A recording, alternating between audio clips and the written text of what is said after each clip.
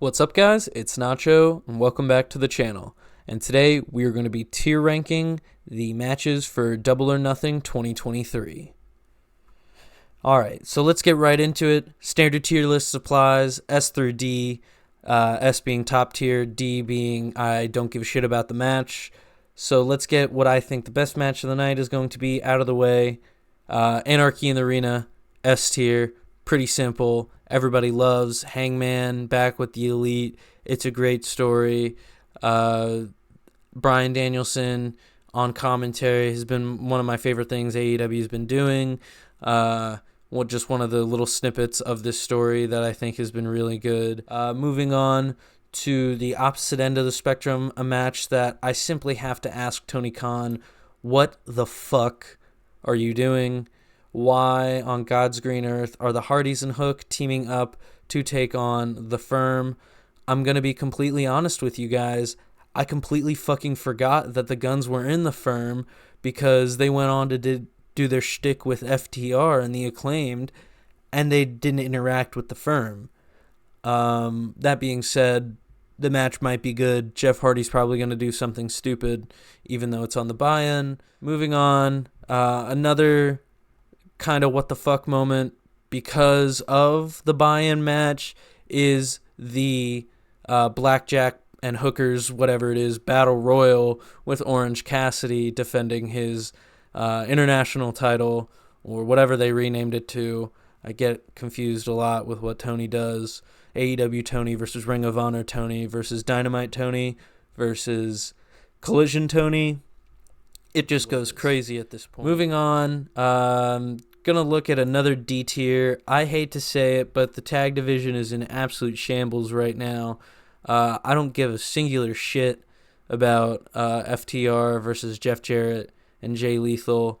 Why is Jeff Jarrett fighting for the tag titles in the human year 2023? I have no idea. AEW just signed Aussie Open. Bold for Aussie Open to sign with AEW when this is their tag title match for the night. Call me skeptical, call me a critic, whatever. The match might be okay. FTR usually puts on a bangers. Jay Lethal's good. But yeah, I don't know.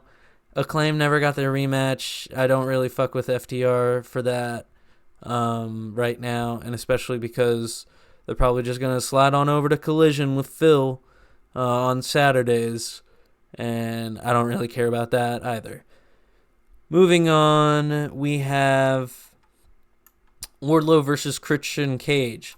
Not going to lie, I'm excited about this purely because Wardlow should lose the belt for the 15th time this week, and I think that would be funny. I think he should learn nothing. Up next, we have one of the only two women's matches on the card. Way to stay on brand, Tony. We have Jamie Hayter taking on Toni Storm for the AEW Women's World Championship. I am absolutely excited about this purely because I know it's going to be a banger. Hopefully Jamie isn't that hampered by her injury that she supposedly has. The story's dog shit, don't get me wrong. Up next, after the AEW Women's World Championship, I have the World Trios Championship, and I'm going to put this in B tier purely because of the fact that it's an open challenge. Everybody loves a good open challenge. Saves for a good surprise.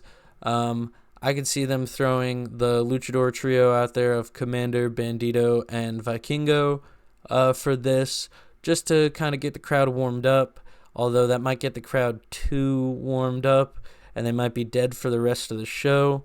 And those guys might be competing in the Battle Royal. Not 100% sure about who is all competing in that. That being said, either way, House of Black, betting on them to win because never bet against the house. House always wins. Moving on to the final women's match on the card. Again, good job, Tony Khan. We have Jade Cargill defending her title against Taya Valkyrie.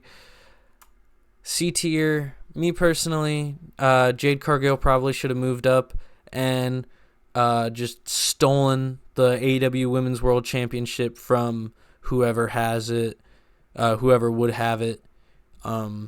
Ideally, she loses here. Taya's great. Taya's a great wrestler. I don't think they've built her up enough. I think Jade's gonna win.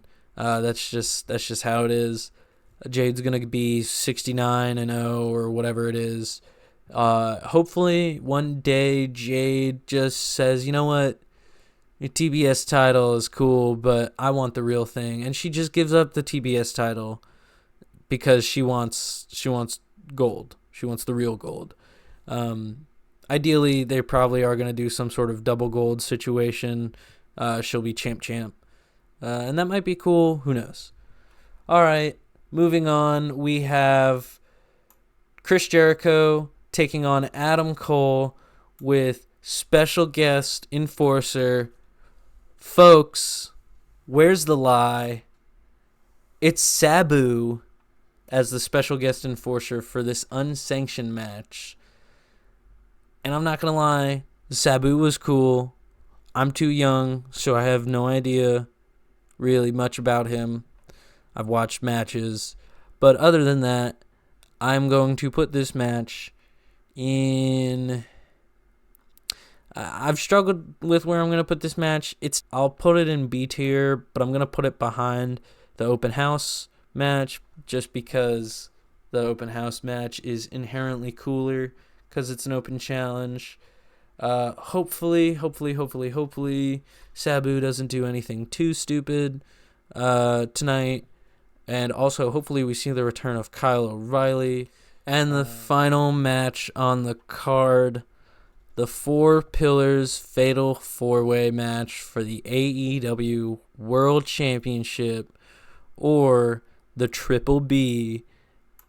And I got this in the top of A tier. I don't have it S tier purely because of the fact that I don't like having it all look symmetrical like this.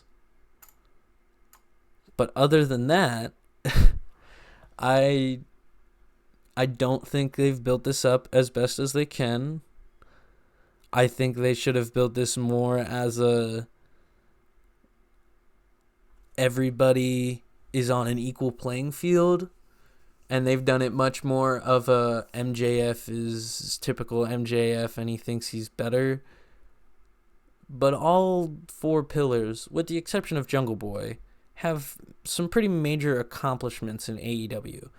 Jungle Boy's got the tag team title win with Luchasaurus, but other than that, he doesn't have much to his name. Sammy and Darby, multiple-time TNT champions, they can kind of lay their claim to that,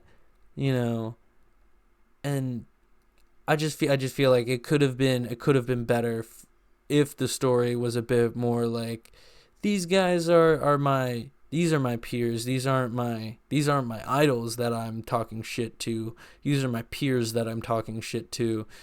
So at the end of the day, like they could actually beat me because they're on the same level. And I get it. MJF is, I'm better than you. I know it. And it's true. Long Island is the most magical place on earth. If you're not from there, suck it. I love it. So yeah, that's my card. That's my ranking. Let me know if you disagree with this. Where would you put the matches? Yeah, I think the card's gonna be good. Night of Champions was good last night. Wish I talked about it. Sorry that I didn't. This is not a review channel, but if you do want to listen to a good review about it, I will highly suggest the Going and Raw podcast. Steven Larson do a great job talking about it. Go give those guys a listen. And yeah, I will see you guys in the next video.